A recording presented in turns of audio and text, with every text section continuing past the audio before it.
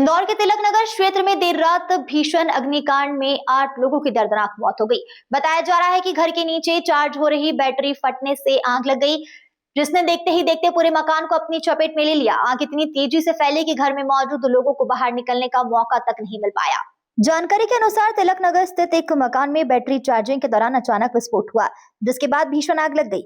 आग तेजी से पूरे घर में फैल गई और अंदर मौजूद लोग फंस गए। प्रारंभिक जानकारी में सामने आया कि मृतकों में कुछ लोग बाहर से अपने रिश्तेदारों के यहाँ आए हुए थे। घटना की सूचना मिलते ही दमकल विभाग, पुलिस प्रशासन और एनडीआरएफ की टीम मौके पर पहुंची और राहत एवं बचाव कार्य शुरू किया गया। बताया जा रहा है घर में कमर्शियल गैस सिलेंडर भी रखे हुए थे, जिनमें से एक टंकी फटने से आग और ज्यादा भड़क गई। साथ ही मकान में लॉक सिस्टम होने के कारण अंदर मौजूद लोगों को बाहर निकालने का पर्याप्त समय नहीं मिल पाया। फिलहाल राहत और बचाव कार्य जारी है और प्रशासन पूरे मामले की जांच में जुटा हुआ है। दुर्भाग्यपूर्ण ये घटना हुई है और इसमें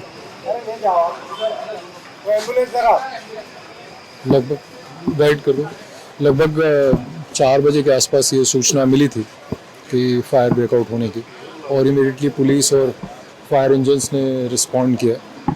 यहाँ पे आके सारे जो है और काफ़ी तेज़ी से आग ये फैली थी और पूरे घर को उसने चपेट में ले लिया था। और इसमें जो तीसरा फ्लोर है रहवासी, वहाँ से फर्स्ट प्रवेश किया गया था। उसमें लगभग पहुँचने के यहाँ 10-15 मिनट बाद उसको दूसरे जो मकान लगे हुए हैं उनके छत से इधर आके और उस जो छत थी टीन को उसको तोड़ के अंदर प्रवेश किया गया था। शुरू में 3 लोग बाहर आ गए थे जो सुरक्षित हैं। उसके पश्चात जो है लगातार आग को बुझाते हुए टीमों को अंदर भेज के जो हमारी प्राथमिकता थी कि इनको रेस्क्यू किया जाए, वो कार्रवाई उसमें की गई और कई लोगों को उसमें जो मिलते गए उनको हमने रश किया था हॉस्पिटल में। पर अनफॉर्चुनेटली जो है 7 उसमें कैजुअल्टीज़ रिपोर्ट हुई हैं और उसके पश्चात जो है अब क्योंकि आग पे करीब 1.5 घंटे पहले पूरी तरह से नियंत्रित कर लिया गया था, अब जो है वो फॉरेंसिक टीमें उसमें लगातार एग्जामिन कर रही हैं। अब इसमें एक विषय जो हमारे उस मकान से जहाँ पे ये आग लगने की स्थिति हुई है उससे लगे हुए जो घर होंगे, क्योंकि हीट बहुत थी तो उसको भी हमें देखना पड़ेगा, तो वो भी हमारी टीमें एग्जामिन कर रही हैं और लोगों को सचेत भी किया जा रहा है। उसको हम और कुछ समय तक एग्जामिन करेंगे क्योंकि हीट के पश्चात कई बार उसमें चांसेस रहते हैं, तो वो भी प्रक्रिया की जा रही है। तो ये पूरा घटनाक्रम।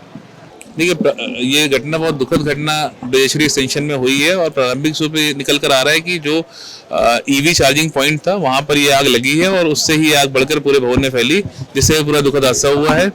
और इस हादसे में 7 लोग की दुखद मृत्यु हुई है। 3 लोग को रेस्क्यू किया गया है। रेस्क्यू के बाद वो तीनों लोग अभी प्राथमिक उपचार के बाद स्वस्थ हैं और हमारी फॉरेंसिक की टीम अभी इसमें जांच भी करेगी और हमारी एसडीआरएफ और फायर की टीम भी जो आस पड़ोस की बिल्डिंग है उनको भी चेक कर रही है कि इस पूरी भीषण आग से उन पे कोई प्रतिकूल प्रभाव तो नहीं पड़ा है और उसको हम लोग एग्जामिन कर रहे हैं।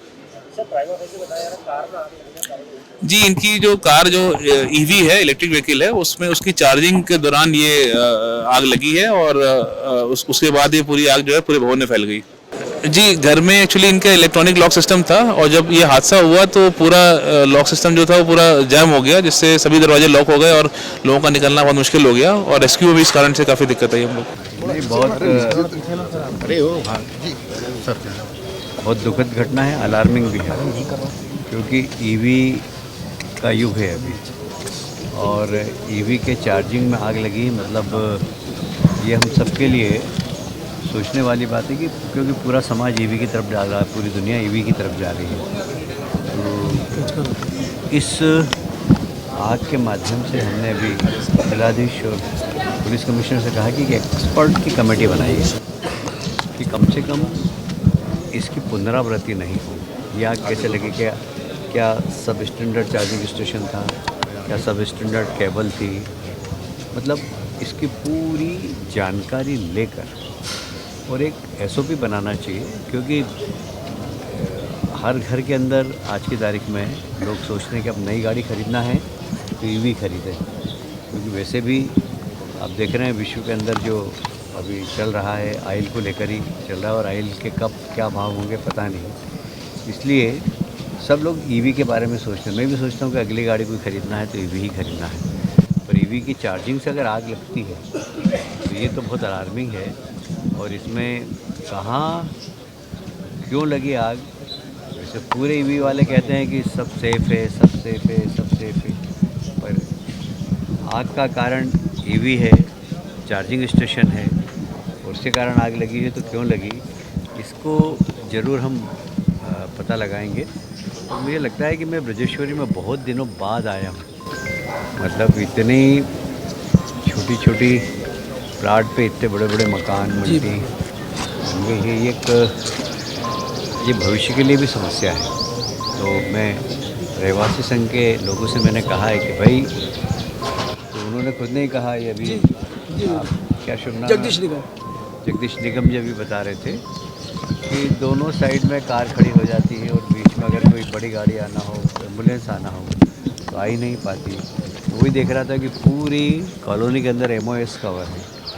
तो ये सब चीज़ें हैं, पर हमें क्योंकि बहुत पुरानी कॉलोनी है, मैं बहुत वर्षों बाद इस कॉलोनी के अंदर आया हूँ, तो हमें इस बारे में भी अब विचार करना पड़ेगा, शक्ति के साथ, ताकत के साथ नागरिकों को भी इस बारे में सोचना पड़ेगा। ये बहुत बड़ी घटना है, अलार्मिंग घटना है, और भविष्य में इस घटना की पुनरावृत्ति नहीं हो, इसके लिए एक SOP ज़रूर बनाएंगे।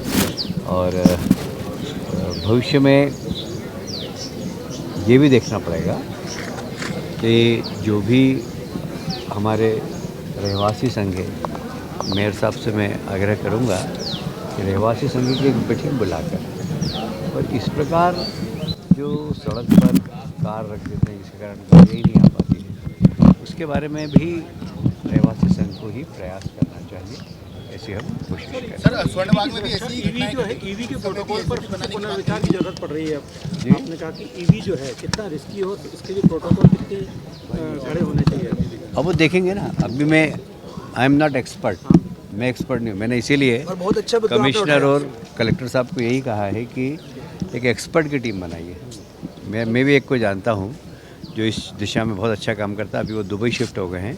आवश्यकता होगी तो हम दुबई से बुला लेंगे उसको, और इसमें देखना पड़ेगा, और इसकी SOP तो बनना ही चाहिए, क्योंकि सब स्टैंडर्ड केबल के कारण भी हो सकता है। कई बार, जैसे मैं उदाहरण बताऊँ आपको, कि हमारा फ़ोन है, वो अगर 1 घंटे में चार्ज होता है और रात भर अगर पड़ा रहता है तो कई बार फ़ोन बस्ट हो जाता है। क्या ये कारण है क्या? तो जैसे ही चार्जिंग सिस्टम में चार्ज हो जाए तो अलार्म बज जाए, या कुछ ऐसा सिस्टम डेवलप हो, जैसे गाड़ी चार्ज हो जाए तो एक अलार्म बज जाए तो हम चार्जिंग से उसको हटा दें गाड़ी को।